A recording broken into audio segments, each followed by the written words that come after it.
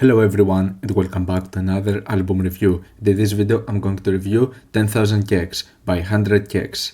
This is the second highly anticipated full-length album of the experimental electronic duo of Laura Les and Dylan Brady. They started making a huge name out of themselves with the debut album almost 3 years ago at this point, 1000 GECS, which to my huge surprise this album ended up being much bigger than what I would expect. At first this was introduced as a niche, bizarre experimental electronic album, being really wacky, really all over the place, but it ended up after a pretty short period of time actually to become this overnight sensation, with this album and this group in general being talked about to a point where I wouldn't really expect reaching such levels of popularity, and this has ended up being one of the defining projects when it comes to hyperpop. Now hyperpop as a subgenre is known for its mess and its chaos, fusing many different sounds, both aggressive and more poppy stuff together. I wouldn't necessarily say that 100 GECS started this trend, because you can find older instances of hyperpop projects in the past, but it was certainly one of the main albums to popularize the genre, and it opened the door for numerous artists to hop on this trend. And we also saw Dylan Brady producing lots of hyperpop songs for other artists. Actually, I would say that some of my favorite hyperpop songs are produced by Dylan Brady. However, when it comes to 1000 GECS as an album,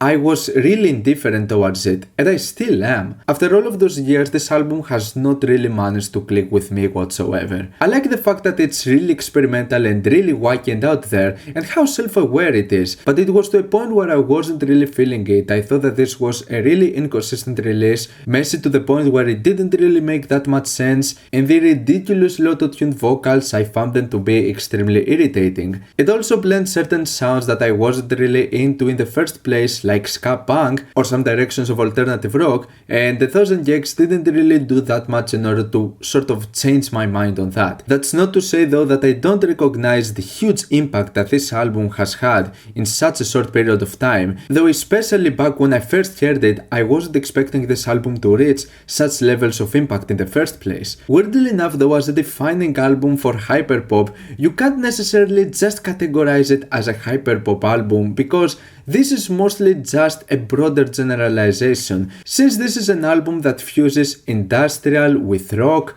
metal, and like I said, even directions of ska punk. Even with me being indifferent towards the debut album, I actually got into 10,000 GECS with high expectations. I was actually anticipating this release because I was really curious in which direction they were gonna go. After such a heavily impacted debut, and after some great results when it comes to production from Dylan Brady, when it comes to other hyperpop stuff from other artists, I was getting into 10,000 GECS a little bit more open-minded, having greater knowledge on what they're aiming for with their sound, and having a bit of a tasting shift when it comes to sounds and directions like this. Thankfully, I'd say that I personally find 10,000 GECS to be a big improvement in comparison to their debut album, though it still suffers from certain characteristics that I didn't really find all that appealing when it comes to their debut album. This is another case of a really short project, one that is only 10 tracks and doesn't even extend beyond the 30-minute mark. In this short period of time, I feel that certain tracks feel a little bit underdeveloped, or that there could have been a little bit more added to them, though in comparison to the debut I feel that this is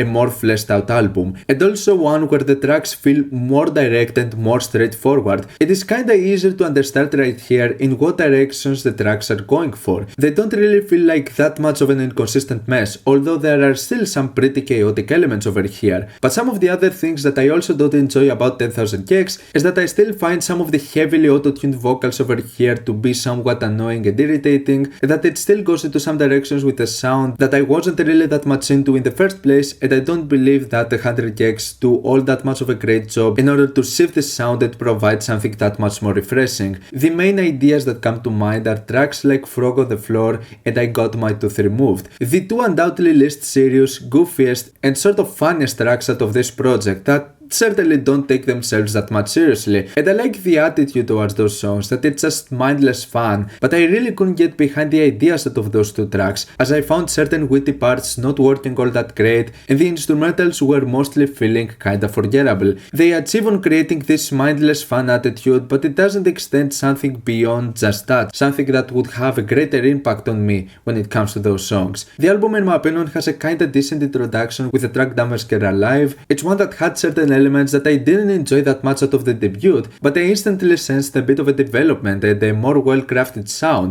though it's one of the tracks that I hope that it would do more with its idea. And it's kind of the same case with 757, which is a fast-paced and highly energetic song that in my opinion has some of the greatest segments out of this whole project when it comes to the beginning, with those rapid sporadic vocals and this really energetic beat. And despite a weaker second half, it is another case of a song where I believe that it's way too short for just 2 minutes. I believe that there could have been more into it. The track Hollywood Baby feels like one of the most fleshed out moments out of this album, but the more alternative rock directions weren't really working all that greatly for me. Something that I would say though isn't that much of the case with the track Doritos and Fritos, which actually for me it's possibly the most memorable moment when it comes to 100 GECS in general. It is an extremely catchy song with some really interesting instrumentation, with its slap bass, some really nice guitar tones and riffs that in my opinion feels kinda decent.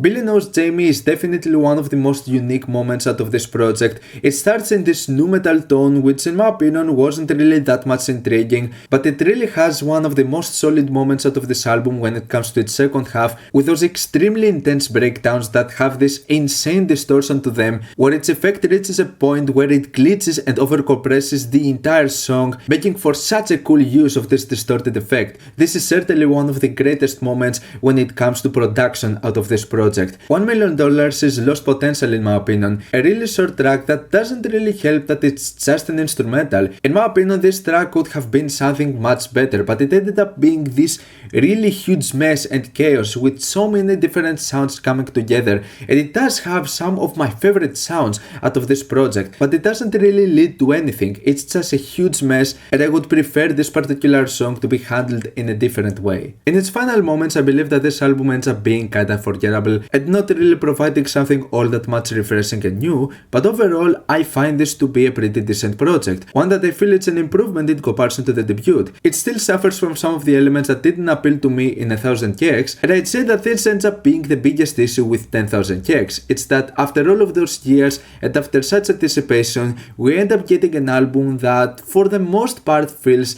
pretty similar, especially considering the huge development on Hyperpop and how they define the genre in certain ways. You would at least expect some further development in certain aspects. Regardless though, this album feels more well fleshed out, it provides some catchier and more memorable ideas, and at the end of the day, yeah, I believe that this album is kinda enjoyable. I'm gonna give 10,000 GECS a 6+ out of 10.